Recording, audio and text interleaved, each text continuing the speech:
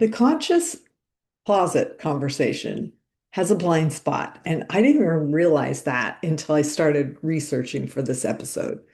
Most of what you hear out there focuses on like where the garment came from, who made it, whether the factory is ethical, and how the fabric's produced, or it just jumps straight to the end where they talk about recycling, donating, keeping things out of landfills.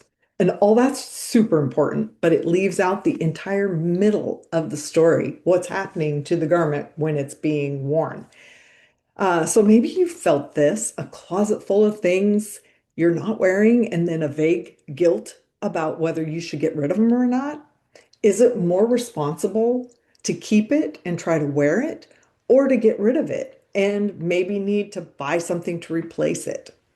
By the end of this episode, you're going to think about every garment you own differently, not just how you acquired it, but where you are in the garment's life cycle and how you can steward it from here. I've spent enough time inside wardrobe philosophy to know that the ethics of a garment don't end at the cash register.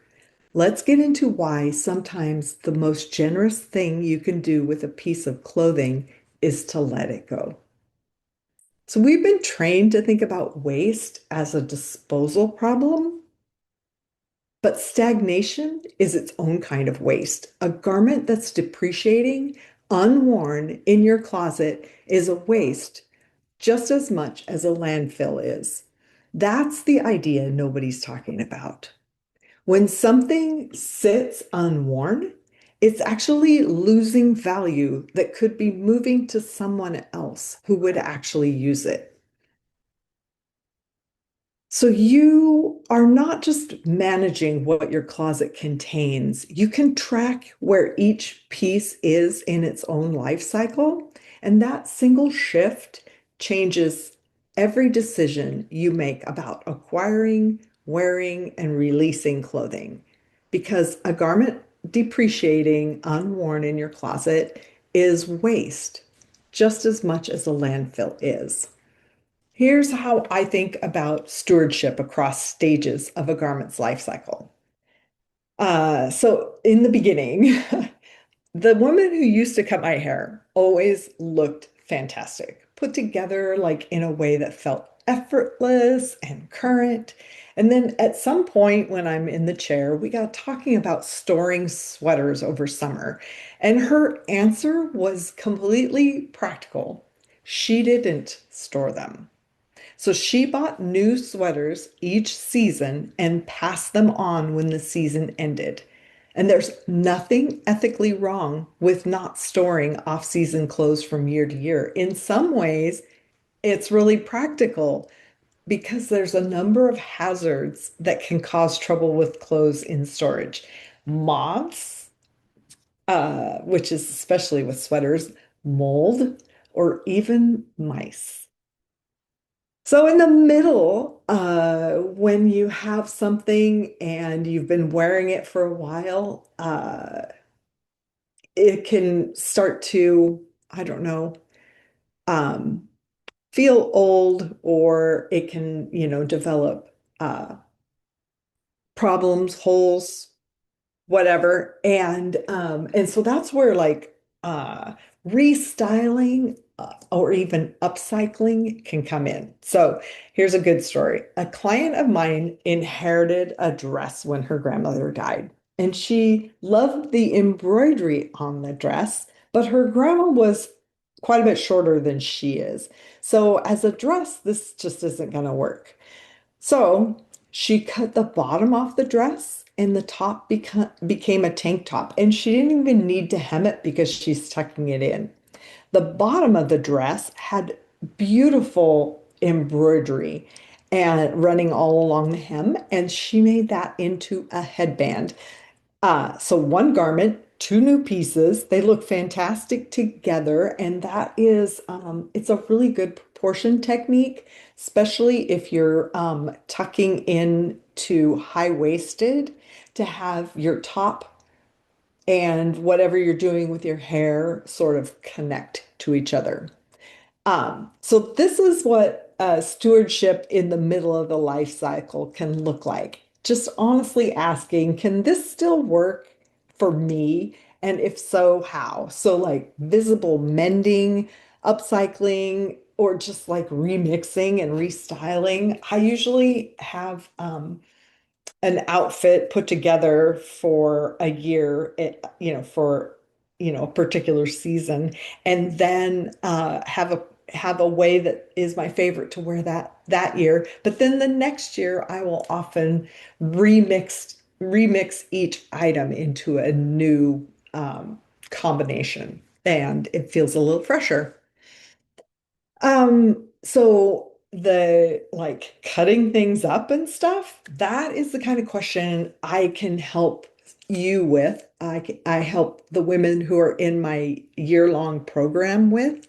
So you can, if you come into my year-long program, it's called Discover Your Style DNA.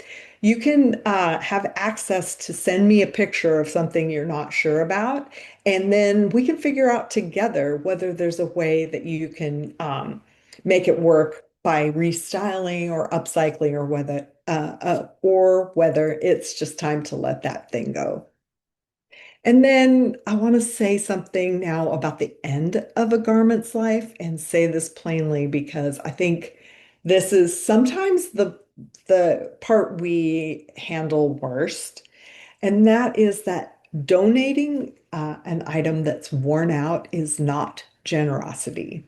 Charities are overwhelmed with disposal fees. Now, this might be different in a different part of the country, but here in Washington State, um, disposal is really expensive, and they are paying over $17 an hour for staff to sort through donations, identify what can't be sold, and throw it away. And then they pay to dump it.